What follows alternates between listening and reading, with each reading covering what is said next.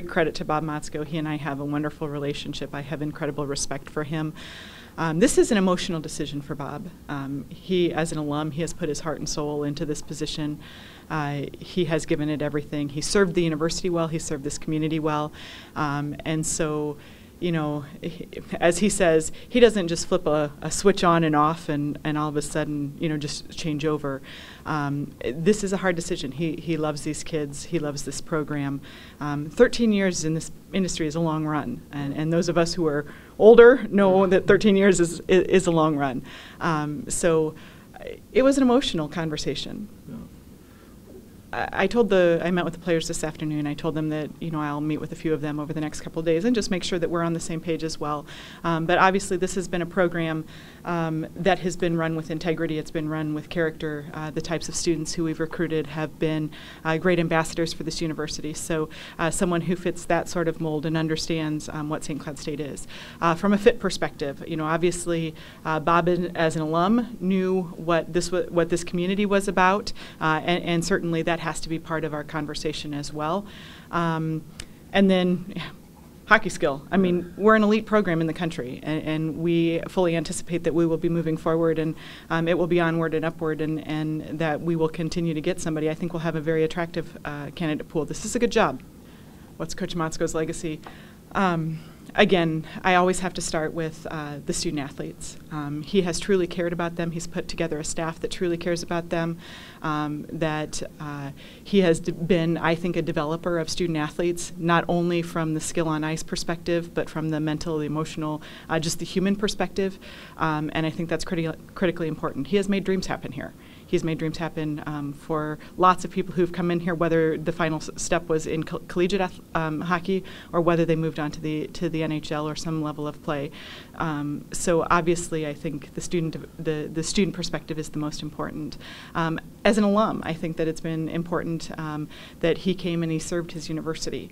That's something that you see over and over, you know, in terms of how he interacted with our alumni, in terms of how he built the program. It was a program of pride. It was a program where he believed good things could happen, and he made them happen. So that's certainly part of his legacy.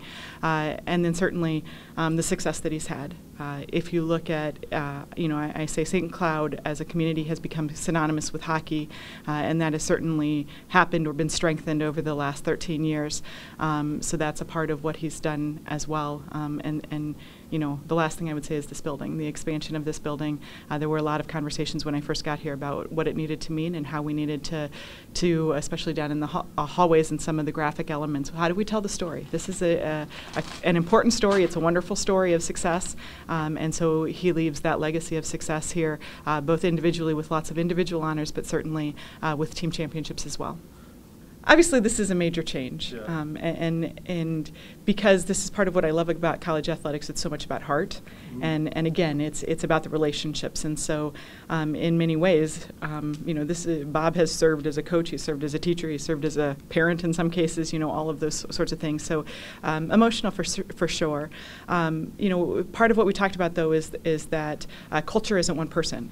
Culture is what is in that locker room that has been established over time, and it doesn't walk away.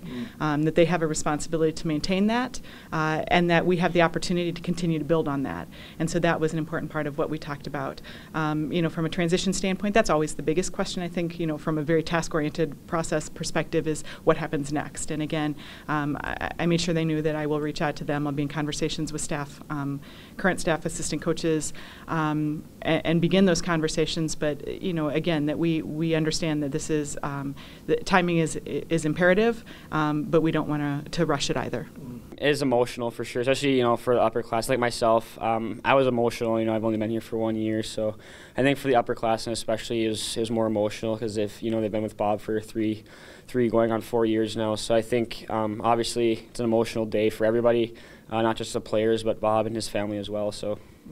It's you know, coming fresh off you know, the NCAA tournament, I think we're still all a little emotional, a little bit drained from that. So to add this on top of it, you know, it's mentally draining for sure. But again, you know, it's as Motzko is going to move on to U of M, we're going to have to move on as well. So, like I said earlier, you wish him the best. Hope he goes on, has a great career, but we need to focus on here as well. So, but right now it's kind of a little bit of a grieving process, so kind of focus on that. But yeah, we'll have to turn the page eventually and get rolling again.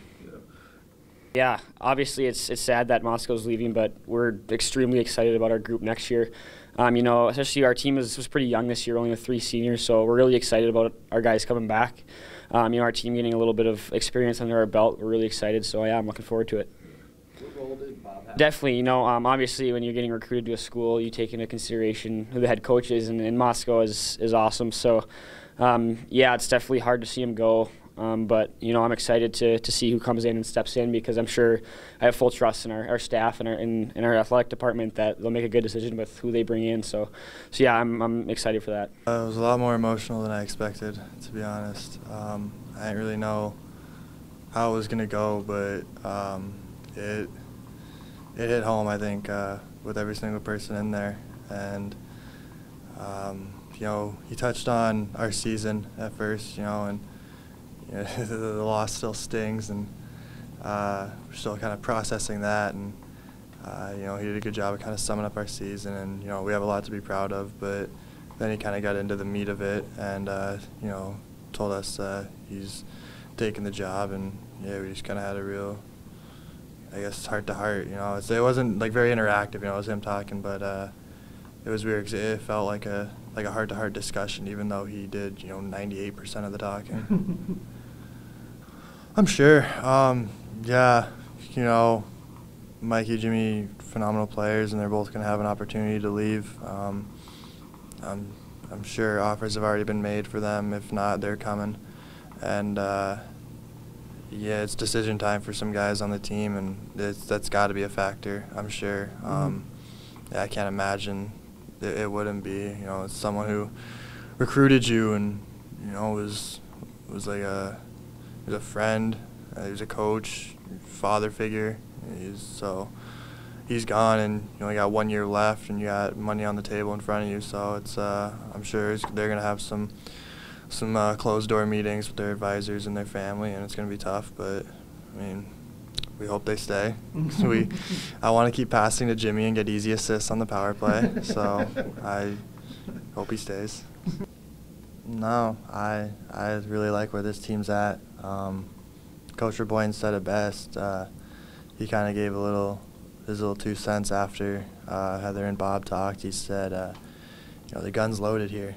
So I thought that was a great saying, and he's right. We're in a good spot, and depending on who comes back and who doesn't, either way, we're going to be in a good spot. So we're excited for next year. I guess we're going to take our time, process this, but we'll figure it out, and we'll be fine.